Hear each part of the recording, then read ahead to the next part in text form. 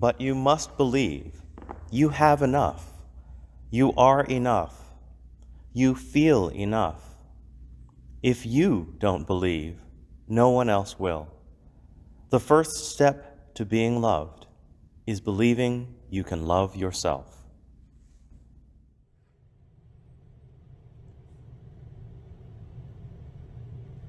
What do you need?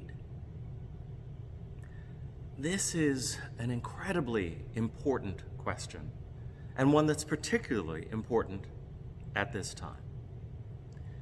It's also a difficult one for people to answer. I've spoken before about how our tendency as independent-minded Unitarian Universalists is to go it alone, or to regard ourselves as the people who are empowered to help others in need. We get a lot done as a result, but sometimes I think it leaves us vulnerable. In this time, I think it's crucial for us to not only be able to ask others, "What do you need?"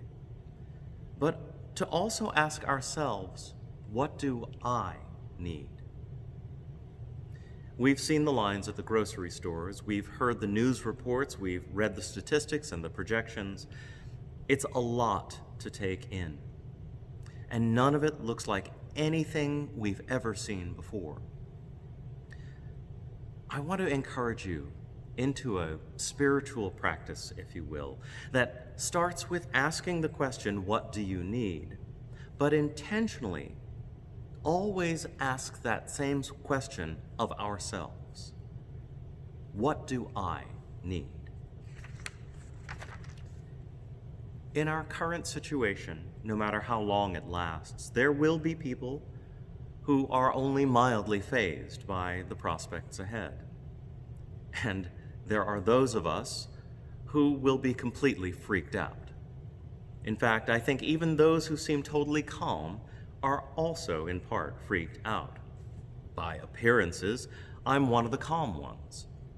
But I guarantee you that I am also freaking out in my own way. I'm concerned about our government. I'm concerned about what all this looks like on the other end. And most of all, I'm concerned about you, everyone in our community, our congregation, and our staff. And I've had moments of being totally paralyzed by what I'm experiencing internally. I think this is natural, and it's part of what brings me back to the present. None of us is immune to the virus or the panic that the virus is bringing. This is why I think it's important to ask myself, what do I need? Do I need some downtime? Do I need to hear some other voices other than Anderson Cooper? Do I need some time outside in the fresh air?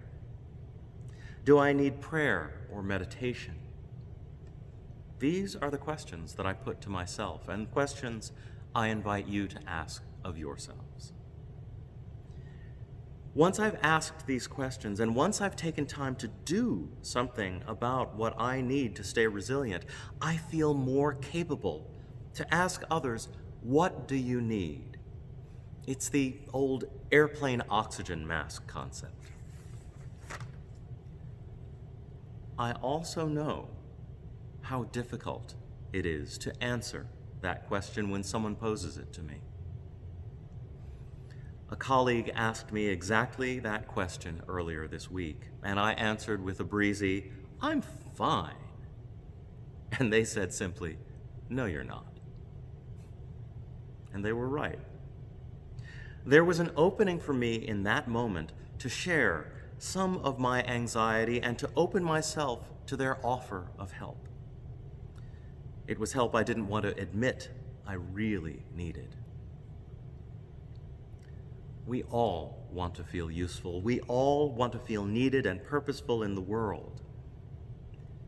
I wonder if maybe the best lesson we learn in terms of providing help or coming to the rescue might actually be in how we receive the help and support of others. grace, humility, patience, authenticity, vulnerability. These are not just the qualities that are required to ask for help, but they are the qualities that one who is bringing help must also present. They are the invitation that many of us are waiting for. What do you need?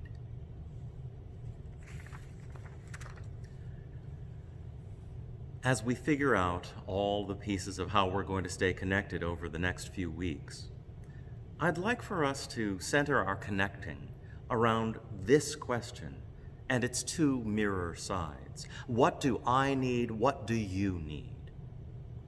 Of course, being physically present with each other is a loss, and even more so for those who may be limited in their physical access to large, loving groups of people.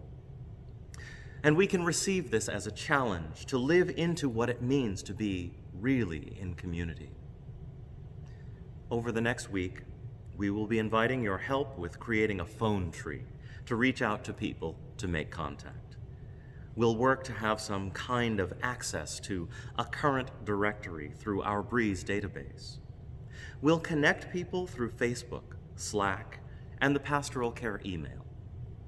We're creating a repository for resources, some fun, some silly, some text, and others music.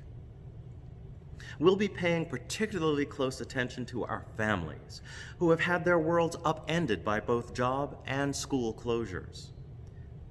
But it all comes back to that central question and our willingness to answer honestly. What do you need? In closing, I want to encourage you to continue to watch the church website for updates and links. There's a tab on the homepage that will take you to the current resources we have, as well as information about any upcoming times when you'll be able to interact online or meet up for possible outdoor gatherings. I also want to reiterate how much I know we will get through this. No matter how much it stretches us, and no matter how much we may feel stress around managing the different pieces of life that are being thrown at us, we've got this. We just have to make sure that we can both ask and answer when we get the question, what do you need? May it be so.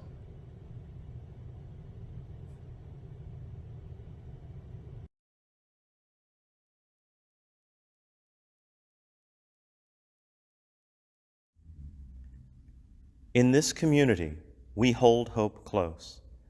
We don't always know what comes next, but that cannot dissuade us. We don't always know just what to do, but that will not mean that we are lost in the wilderness. We rely on the certainty beneath, the foundation of our values and ethics. We are the people who return to love like a north star and to the truth that we are greater together than we are alone. Our hope does not live in some glimmer of an indistinct future. Rather, we know the way to the world of which we dream, and by covenant and the movement forward of one right action and the next, we know that one day we will arrive at home.